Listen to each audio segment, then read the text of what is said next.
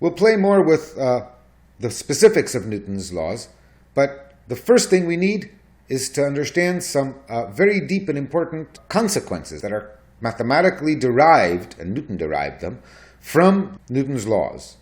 And the most important of these take the form of things called conservation laws. There are quantities that you can define for a physical system that do not change. So let's look at this. And the first conservation law involves this quantity called momentum. We define another vector called momentum. It's essentially the velocity vector, but multiplied by mass. So roughly it measures the amount of oomph, the amount of inertia, some people say, that the object has. Refrigerator moving at 2 meters per second has more momentum than a tennis ball moving at 2 meters per second. The reason this is important is because F, being satisfying Newton's law, let me rewrite it again here, Newton's second law, F is mass times the rate of change of velocity. Since mass does not change, it's a property of the object, F could be thought of as the rate of change of this momentum thingy. And so, if F is the rate of change of momentum, we have something very deep. Imagine that there are only two objects in the universe, but there are forces between them. So A acts on B, and the velocity of B changes, and B acts on A, and the velocity of A changes. What we know, though, is that the force that A applies to B, whatever it is equal in magnitude and opposite in direction to the force that B applies to A, which means the rate of change of A's momentum is equal in magnitude and opposite in direction to the rate of change of B's momentum, with the consequence that the rate of change of the total momentum, add up these two vector objects, the total momentum cannot change. Now add more objects, and the same principle extends. There is in the universe a total conserved object, the total momentum of the universe, and that cannot change. Moreover, if you get to isolate some subset of the universe so that it doesn't interact, there are no external forces on it, then the momentum of that little group of objects is completely conserved. All that forces can do is allow objects to exchange some momentum. Some momentum can be transferred from one object to the other, so the momenta of the two objects change, but the total is unchanged, and we say that momentum is conserved. We call this a conservation law, and such conservation laws are critically important. Let's take a look at what this looks like. This is a toy, appropriately enough, called Newton's cradle. It has a row of 5 steel balls hanging from a framework, and we will pull one ball off to our left so that when I release it, it will impact the row of balls with a horizontal momentum pointing to the right, and let's see what happens. What happens is that the incoming ball comes to a complete halt, transferring all of its horizontal momentum to the next ball down the line, which transfers it to the next and so on until the last one leaves the pile with essentially the same momentum as the one with which the initial ball came in. We can repeat the same process with 2 balls and see a similar interesting process. We can do 3, and if we are ambitious, even 4 balls, and reproduce the same results. I hope I convinced you that we can see mathematically where Newton's laws lead to momentum conservation very directly. A little more math that we're not going to follow through shows that there's another way to find a conserved quantity that is associated deeply with circular motion. So it involves picking a center for motion. And it's called angular momentum because circles are parameterized by angles. And it's a quantity that is given, it's related to momentum. Here's our friend momentum. But it's the momentum times the radius of a circle in which one moves. And what one finds is if you have a collection of objects that are all moving together, you sum up, just as with momentum, the total angular momentum, the mass of each of them, times the velocity of each of them, times the radius at which each of them is moving around the circle. This is assuming everybody's moving in a circle. There are more complicated expressions in other cases. Then this angular momentum is also conserved in that it can be traded between different parts of a system, but the total is conserved. This is going to be extremely important to us because things in space tend to spin, so let's demonstrate that with our valiant demonstrator. Standing on a platform and holding out some weights, I have my friend Derek start me spinning slowly, and what we see is that as I pull the weights in, they have a significant factor of m, and I'm making their r smaller. my angular momentum is conserved by making all of me spin faster, and I can control my speed. When I pull my arms out, I slow down. When I pull them in, I speed up again. This is a great demonstration of the conservation of angular momentum, if not perhaps of exceptional physical grace. There's another conservation law that you can show follows from Newton's equations.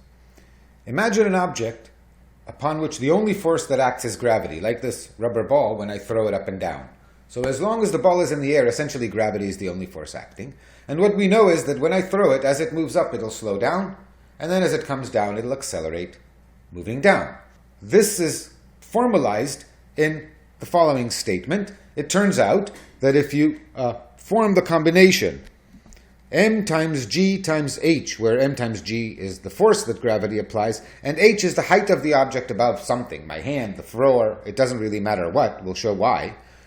And if you take this quantity, which we call gravitational potential energy, and add to it this combination of speed and mass, m times v squared over 2, this combination is called the object's kinetic energy, then the sum of both of these is constant. As h increases, the object slows down, because that's how gravity works, and as it falls down, it speeds up, and this mathematically expresses this. Notice that it's clear from here why I could have measured the height from the floor, or my hand, or the bottom floor of the building. It doesn't matter. That just adds a constant that never changes. So adding a constant to the energy, until very late in this class, will be completely irrelevant. Now, this is very nice, but it's only true if the only force acting is gravity. And in general, there are other forces that act. And so in general, this conservation of energy is violated. But not really. A typical example is friction. If I roll my chair back, it slows down. It had kinetic energy, and the energy disappeared. Where did the energy go to? Well, if you listened closely, you could have heard that some of it turned into sound energy. It's also true that there is friction in the bearings of the wheels, and that converts some of the energy to heat. Heat is a form of energy, and friction is a force that converts kinetic energy very happily into heat. So there are many different forms of energy: sound, light, heat, chemical energy, electric energy, nuclear energy. We will talk about all of them in turn. They'll all show up. When you add them all up together, it turns out, in any process, the total energy in the universe is conserved. And again, if you isolate a chunk of the universe from the rest, then the total energy in that chunk is conserved. Energy is neither produced nor destroyed. This might come as a surprise to all the politicians who talk about the need to produce energy or conserve energy. Both of those are political terms, but scientifically, energy can neither be produced nor destroyed, and it can be conserved. In fact, it always is. It's a very important concept to us. Let's remember the units in which we measure energy. So they follow from this equation. Energy is measured in units of kilogram times meter squared per second squared. If you plug it in, you'll see that both of these terms have the same units, which is good because otherwise adding them up would make no sense. And this is dignified by the name joule and indicated by a J. So this is joule. The unit joule may be new to you. To give you an idea for how much energy a joule is, you might want to compare to some unit of energy with which we are familiar. In our bodies, when we move our bodies, we're converting to kinetic energy the chemical energy contained in our foods. We measure the energy content of our foods in calories, and perhaps it would be helpful for us to remember that one nutritional calorie is the equivalent of 4,200 joules. Fun demo of conservation of energy is this bowling ball pendulum. I'm holding it up against my face. It's got potential energy because the angle elevates it from the floor. I release it. It acquires potential energy, swinging it to the other side, converting it back to potential. And when it comes back, if energy is conserved, it will not go any higher than it did before, and therefore will not smash my face. Let's try it. This is it. Those are Newton's laws. I don't know if you appreciate what I mean by this is it, but by the end of this class, I think you'll have a deep understanding of this. In a very real sense, this is all of science. Certainly all of physical science. The equation that governs science is F equals ma. The rest of certainly a century of physics is figuring out the details in the sense of figuring out M, what kind of objects are in the universe, what do forces act on, and figuring out F, what are the forces between various objects. One way I want you to think about this equation, fancy name is a differential equation, but what this really means is it's a prescription for figuring out what the universe will do next at any given moment. And the way it works is this. If we know the forces that act on things, and we happen to know at some instant where all of the relevant objects in our system are, and because this only determines the acceleration, we need to know how they're moving, because if a ball is here, clearly there are several different motions it can do under the influence of gravity. It could just fall, or if it is initially moving up, it'll go up and then go down. But once you know where it is to begin with and which way it's moving, then gravity takes over and tells you the rest. In other words, you can take the positions and velocities at a given instant, use those to figure out what the forces are. Perhaps where it is might influence what forces act. Is it touching my hand? Is it not touching my hand? That allows you to figure out the accelerations. Those tell you, in turn, how the velocities will change, so you can figure out the velocities an instant later. Using those velocities, you can now figure out the new positions, figure out the new forces, and repeat. This process is called solving a differential equation. And in essence, what the universe does is it solves Newton's equation all the time.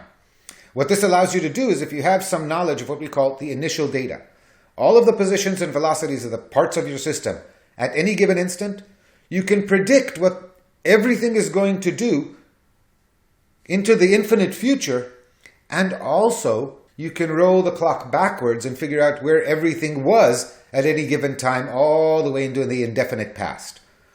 And as I said, most of a century of physics goes into filling in the details of F and M and applying Newton's laws in various situations and finding the consequences. Let's start that process with the force that's most important to us, which is gravity, in the next clip.